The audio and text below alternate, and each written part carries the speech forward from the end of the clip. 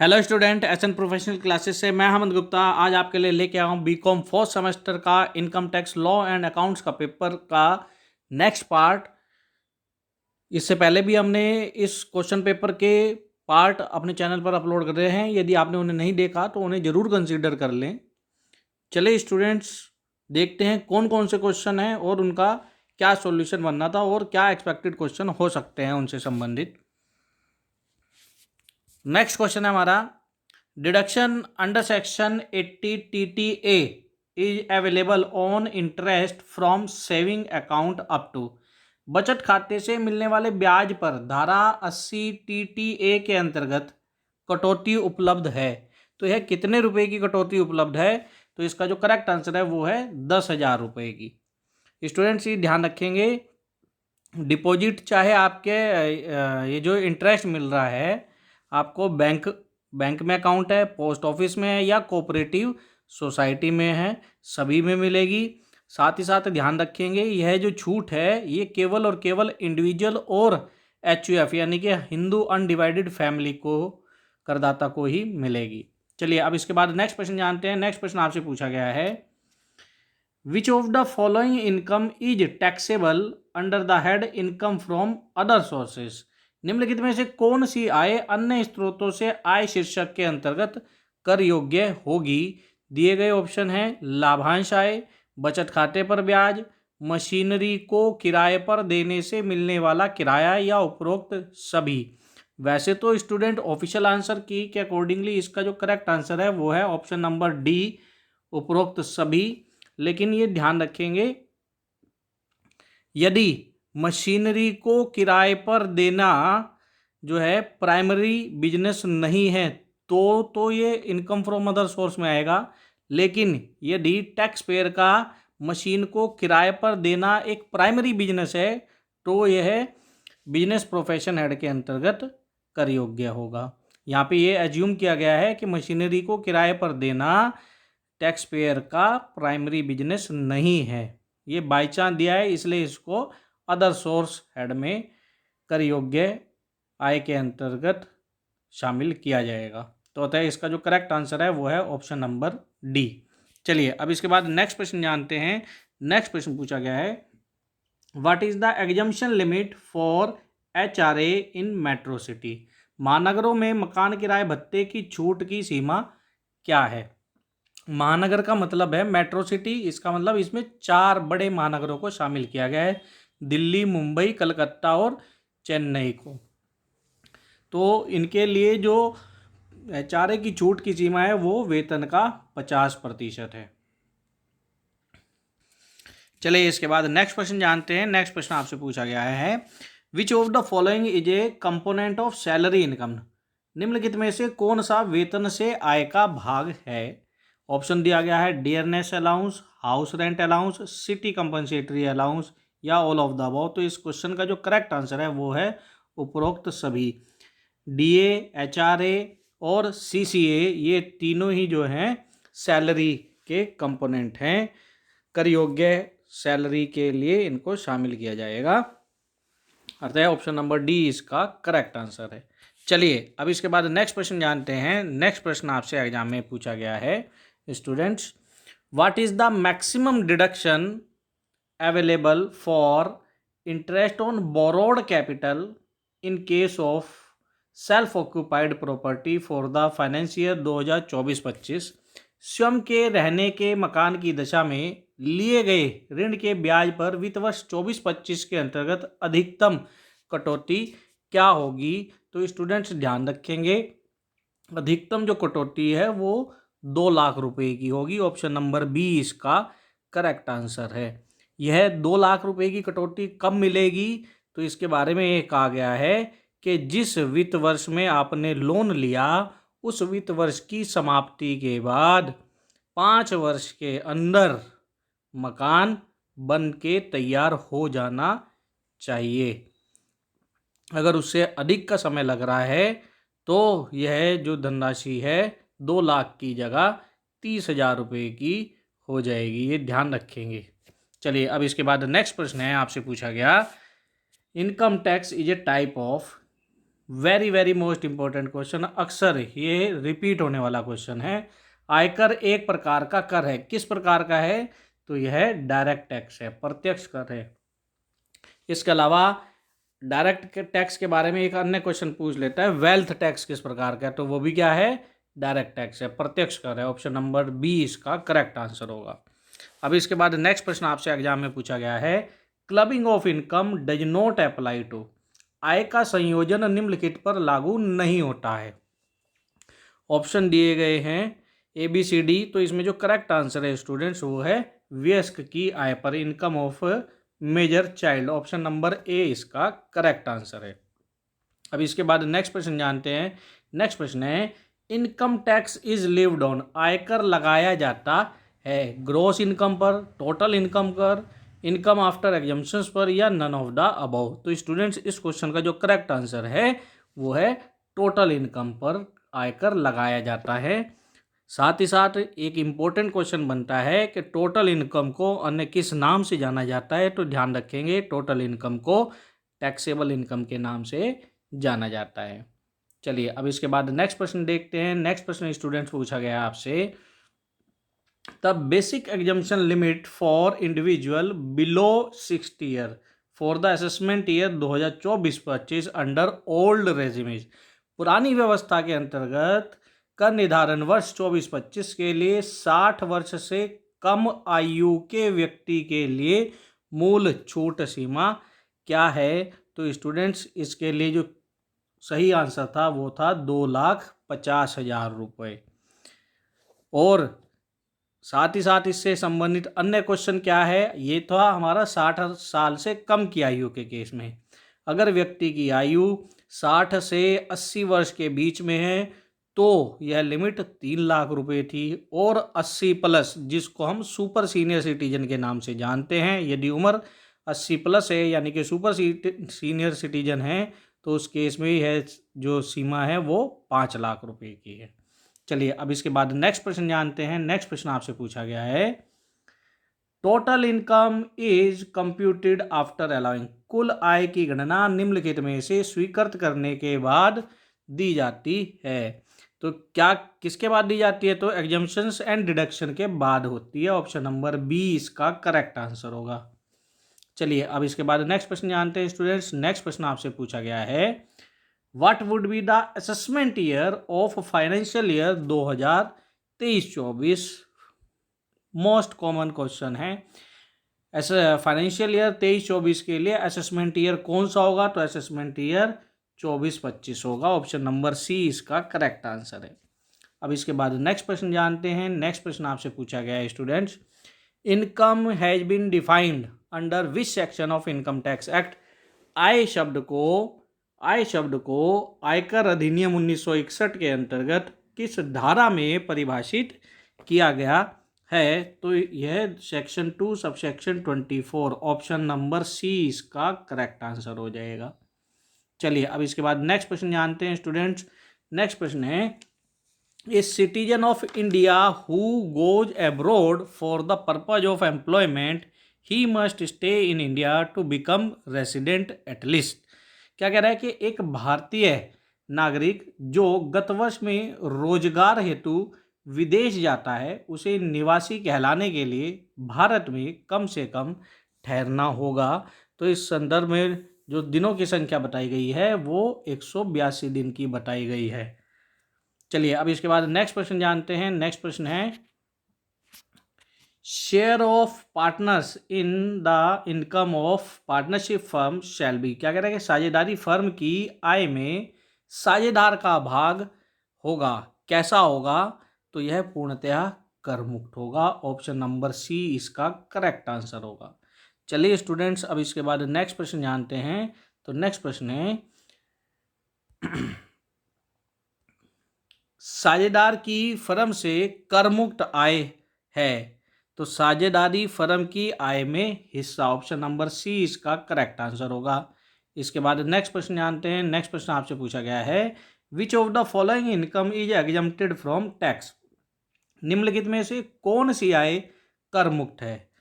तो इसका जो करेक्ट आंसर है वो है agricultural income in Kolkata. Calcutta में कृषि से आय यह कर मुक्त होगी। अब इसके बाद नेक्स्ट क्वेश्चन पूछते हैं। नेक्स्ट क्वेश्चन पूछा गया आपसे एग्जाम में, interest credited in recognised provident fund account is exempt up to. प्रमाणित प्रोविडेंट फंड खाते में जमा ब्याज कर मुक्त होगा, कितने प्रतिशत तक होगा? तो इसके लिए रूल है 9.5% तक। ऑप्शन नंबर सी इसका करेक्ट आंसर है। चलिए अब इसके बाद नेक्स्ट क्वेश्चन जानते हैं स्टूडेंट्स। नेक्स्ट क्वेश्चन आपसे पूछा गया है, the annual value of a house property is 80,000, standard deduction under section 24 sub section A shall be. क्या कह रहा है कि एक मकान का वार्षिक मूल्य 80,000 रुपये है, धारा 24A के अंतर्गत वैधानिक कटौती क्या होगी? तो स्टूडेंट्स ये ध्यान रखेंगे, जो धारा 24A के अंतर्गत वैधानिक कटौती है वो मकान के वार्षिक मूल्य का 30% छूट दी जाती है। तो 80,000 रुपये का 30% कितना आएगा? 24,000 आएगा। Standard deduction option number D इसका करेक्ट आंसर हो जाएगा। चलिए अब इसके बाद नेक्स्ट क्वेश्चन जानते हैं। तो नेक्स्ट क्वेश्चन आपसे पूछा गया है, 30,000 paid in cash, 30,000 paid in cash for higher charges of goods carriage the disallowed expenses shall be. क्या कह रहा है कि वाहन भाड़े का भुगतान 30,000 रुपये रोकड़ में किया गया है, यानी कि कैश में उसका भुगतान किया गया है, तो इसके संदर्भ में अस्वीकृत व्यय कितना होगा, ये बात कर रहा है हमारे से। और इसका मतलब है कि यह व्यवस्था कैश पेमेंट से संबंधित है, तो इसके बारे में रूल है किस उसके अंदर 40 सेक्शन 40A सब सेक्शन 3 के अंतर्गत रूल बताता है कि यदि हम कोई खर्चा 10,000 रुपये से ज़्यादा का नकद में कर रहे हैं तो वह डिसअलाउड है, लेकिन हायरिंग, लीजिंग और प्लेइंग गुड्स कैरिएज यानी कि माल वाहन भाड़े के संदर्भ में यह लिमिट, कैश पेमेंट की लिमिट 35,000 रुपये की है, यानी कि 35,000 रुपये तक माल वाहन भाड़े का अगर भुगतान हम नकद में कर रहे हैं तो उसकी छूट मिल जाएगी, और यदि उससे ज़्यादा का भुगतान कर रहे हैं तो छूट नहीं मिलेगी। यहाँ पर दिए गए क्वेश्चन में आप 30,000 रुपये का रोकड़ में भुगतान कर रहे हैं, और किसके संदर्भ में कर रहे हैं? संदर्भ है हमारा माल वाहन भाड़े का भुगतान 30,000 रुपये में कर रहे हैं, जबकि लिमिट 35,000 तक हम नकद में कर सकते हैं। तो इस क्वेश्चन में अस्वीकृत व्यय क्या होगा? अस्वीकृत व्यय शून्य होगा, सारा का सारा जो 30,000 है वो स्वीकृत व्यय होगा। तो इस क्वेश्चन का जो करेक्ट आंसर आएगा स्टूडेंट वो आएगा ऑप्शन नंबर डी, नील। चलिए अब इसके बाद नेक्स्ट क्वेश्चन जानते हैं। नेक्स्ट क्वेश्चन आपसे पूछा गया है, the individual received family pension ₹70,000, how much standard deduction shall be allowed to him. क्या कह रहा है कि एक व्यक्ति को 70,000 रुपये का पारिवारिक पेंशन प्राप्त होता है, मानक कटौती कितनी होगी? तो स्टूडेंट्स ध्यान रखेंगे, इसके अंदर बात कर रहा है कि अगर एक व्यक्ति को फैमिली पेंशन मिल रही है, फैमिली पेंशन मिल रही है, तो उसके लिए मानक कटौती की जो धनराशि होगी वो 15,000 रुपये की होगी। कितनी होगी? 15,000 रुपये की होगी। ऑप्शन नंबर डी इसका करेक्ट आंसर है। यहाँ पर इसकी कैलकुलेशन कैसे करेंगे? कैलकुलेशन के बारे में बात है कि सबसे न्यूनतम वैल्यू देखेंगे। क्या न्यूनतम वैल्यू देखेंगे? पेंशन जो रिसीव हो रही है उसका 1/3 लेंगे या 15,000 रुपये लेंगे, इन दोनों में जो लोअर वैल्यू होगी। और जो पेंशन मिली है 70,000 रुपये की, उसका 1/3 अगर वैल्यू निकालें तो 23,333 रुपये आएगा, और 15,000, इन दोनों में जो लोअर वैल्यू है वो एग्जम्प्ट हो जाएगी, यानी कि 15,000 रुपये इसका करेक्ट आंसर आएगा।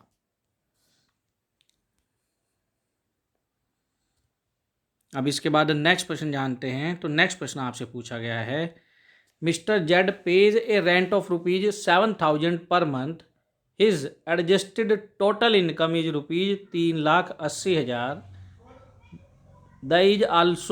he is also in recipient of HRA, he would be eligible for a deduction under section 80 GG of an amount of। क्या कह रहा है कि मिस्टर जेड 7,000 रुपये मासिक किराया देता है, उसकी समायोजित कुल आय 3,80,000 है, उसे मकान किराया भत्ता मिलता है, उसे धारा 80 GG के अंतर्गत कितनी कटौती मिलेगी।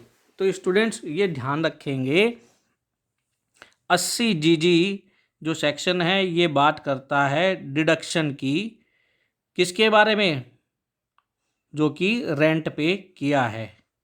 बट ये ध्यान रखेंगे कि ये डिडक्शन तभी मिलेगी जब उस व्यक्ति को हाउस रेंट अलाउंस यानी कि HRA ना मिलता हो। यहाँ पे इस क्वेश्चन में साफ साफ कह दिया है कि उसे मकान किराया भत्ता मिलता है, तो उसे धारा 80 GG के अंतर्गत कितनी कटौती मिलेगी। तो उसे 80 GG के अंतर्गत कोई कटौती नहीं मिलेगी, क्योंकि धारा 80 GG के अंतर्गत साफ साफ कहा है कि यदि HRA मिलता है तो धारा 80 GG के अंतर्गत छूट नहीं मिलेगी। इसलिए ऑप्शन नंबर डी इसका करेक्ट आंसर होगा।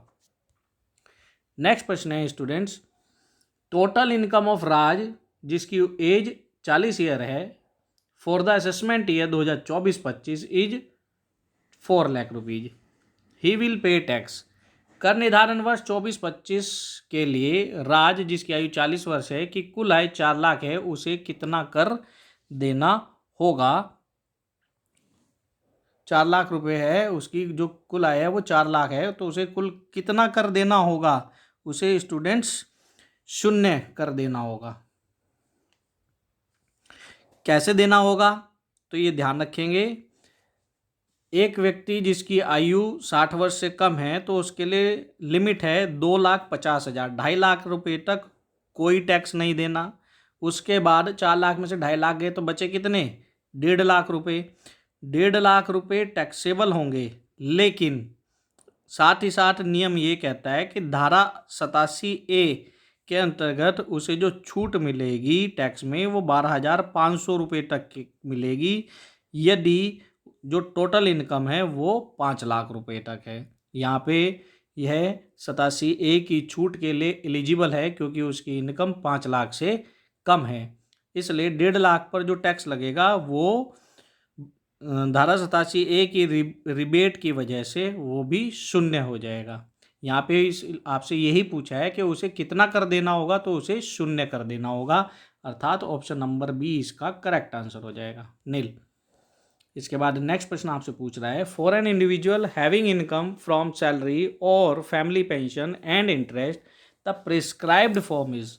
ऐसे व्यक्ति जिसकी वेतन या पारिवारिक पेंशन एवं ब्याज से आय के लिए निर्धारित फार्म कौन सा है, तो ITR 1 उसके लिए होगा, ऑप्शन नंबर ए इसका करेक्ट आंसर होगा। इसके बाद नेक्स्ट प्रश्न है, भूल सुधार किया जाता है, rectification of mistake is done under which section, तो इसके लिए सेक्शन दिया गया है सेक्शन 154। चलिए अब इसके बाद नेक्स्ट प्रश्न जानते हैं। तो नेक्स्ट प्रश्न है, मकान संपत्ति से आय की गणना करते समय ब्याज को छोड़कर अन्य व्ययों के संबंध में कटौती की मात्रा कितनी है, तो यह 30% है एनुअल वैल्यू का, ऑप्शन नंबर सी इसका करेक्ट आंसर हो जाएगा। अब इसके बाद नेक्स्ट प्रश्न आपसे पूछ रहा है students, what is the sales limit under section 44 AD। धारा 44 AD के अंतर्गत विक्रय की सीमा क्या है, तो यह 2 करोड़ रुपए की है।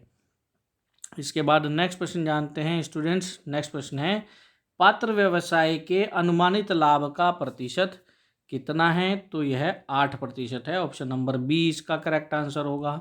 अब इसके बाद नेक्स्ट प्रश्न है, the rate of depreciation on computer is. Computer पर ह्रास की दर कितनी है, तो ध्यान रखेंगे स्टूडेंट्स, कंप्यूटर के साथ साथ कंप्यूटर सॉफ्टवेयर भी शामिल हैं, इस पर ह्रास की दर है 40%, ऑप्शन नंबर बी इसका करेक्ट आंसर है।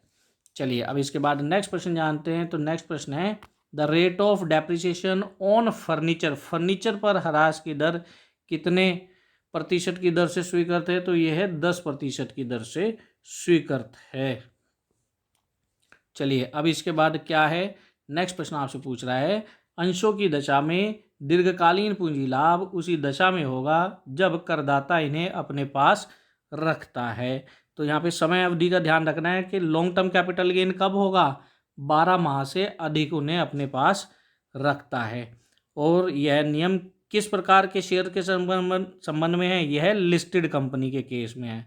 अगर शेयर किसी मान्यता प्राप्त स्टॉक एक्सचेंज पर लिस्टेड है तो दीर्घकालीन पूंजी लाभ होगा यदि हम उन्हें 12 महीने अपने पास रखते हैं और उसके बाद उनको बेचते हैं।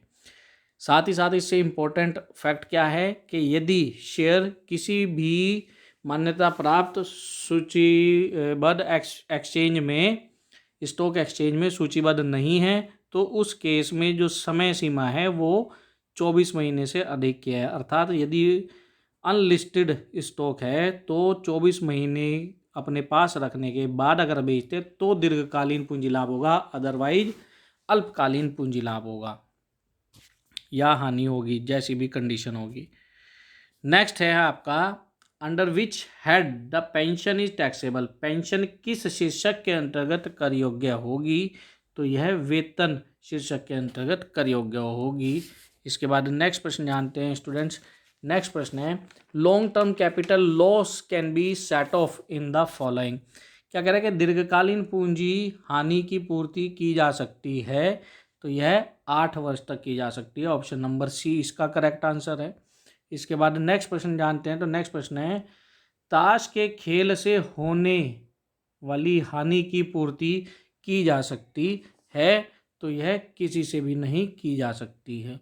इसके बाद नेक्स्ट प्रश्न है, धारा 80E के अंतर्गत कटौती मिलती है, यह किसके संदर्भ में मिलती है, यह उच्च शिक्षा के लिए गए ऋण पर ब्याज के भुगतान के संबंध में मिलती है। ऑप्शन नंबर सी इसका करेक्ट आंसर है।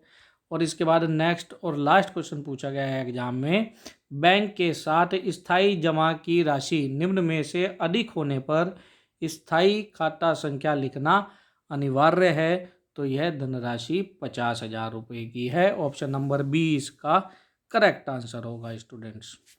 तो ये थे स्टूडेंट्स इनकम टैक्स पेपर के अंतर्गत पूछे गए पूरे 75 क्वेश्चन का आंसर।